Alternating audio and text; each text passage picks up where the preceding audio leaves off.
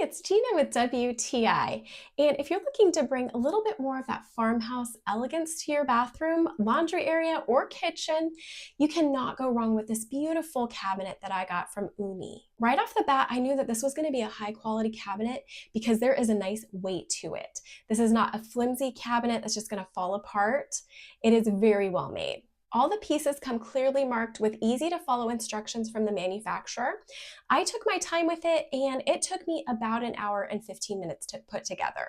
I was so delighted because when I was done, the drawers fit in perfectly and the doors as well. There's nothing that's wonky, everything fits together just as it should. On the inside of the doors, there's a removable shelf that you can place at different levels.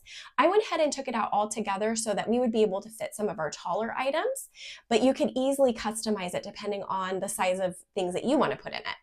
They put a lot of thought into the design of this cabinet also with the beveled look at the top and also the way that it's hung. If you do decide to hang it on the wall, you're actually going to attach a piece of wood to the wall and then the cabinet hangs on that. This is easier to install than using like metal brackets, and it's easy to take off too.